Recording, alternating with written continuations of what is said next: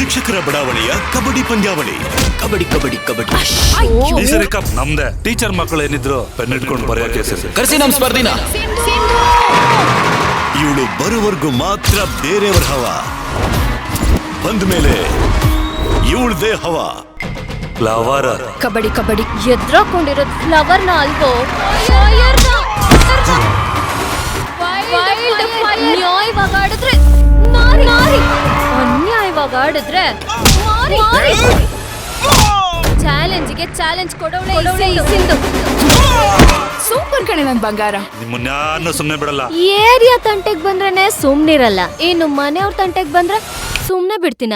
ನ್ಯಾಯಕ್ಕಾಗಿ ಸಿಂಧು ಭೈರವಿ ಆಗುವ ಕತೆ ಸಿಂಧು ಭೈರವಿ ಶೀಘ್ರದಲ್ಲೇ.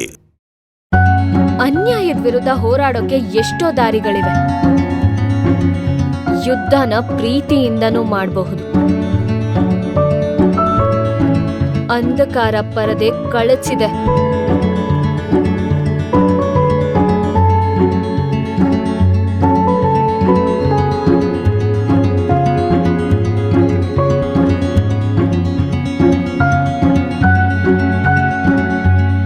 ನೆತ್ತರ ಬಣ್ಣ ಹಣೆನ ಶೃಂಗರಿಸಿದೆ.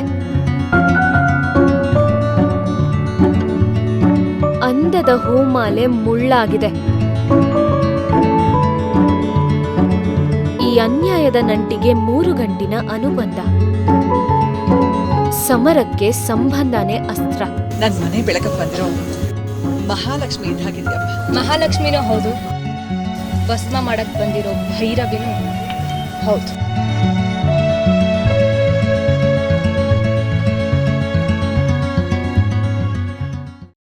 ಮಧ್ಯಮ ವರ್ಗದಲ್ಲಿ ಹುಟ್ಟಿದಂತ ಹೆಣ್ಮಕ್ಳ ತಂದೆ ತಾಯಿಗೂ ಆಸೆ ಇರುತ್ತೆ, ಒಂದೊಳ್ಳೆ ಮನೆಗೆ ನಮ್ ಹೆಣ್ಮಕ್ಳು ಸೊಸೆಯಾಗಿ ಹೋಗ್ಬೇಕು ಅಂತ.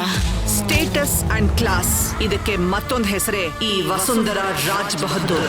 ದೇವಸ್ಥಾನಕ್ಕೆ ಹೋಗಿ ದೇವರ ಹತ್ರನೋ ಏನೋ ಕೇಳ್ಕೊಂಡವಳಲ್ಲ, ಮಗನ್ಗೋಸ್ಕರ ಇಲ್ಲಿಗೆಲ್ಲ ಬರ್ಬೇಕಾಯ್ತು.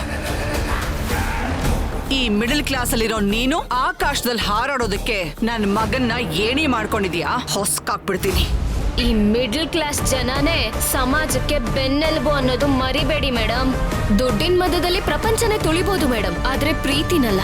ನನ್ನ ಅಕ್ಕನ್ ಪ್ರೀತಿಗೆ ಅಡ್ಡಿಯಾಗಿರೋ ನಿಮ್ ಸಂಪತ್ತಿಗೆ ನನ್ನ ಸವಾಲ್. ನ್ಯಾಯಕ್ಕಾಗಿ ಸಿಂಧು ಭೈರವಿ ಆಗುವ ಕತೆ ಸಿಂಧು ಭೈರವಿ ಶೀಘ್ರದಲ್ಲೇ.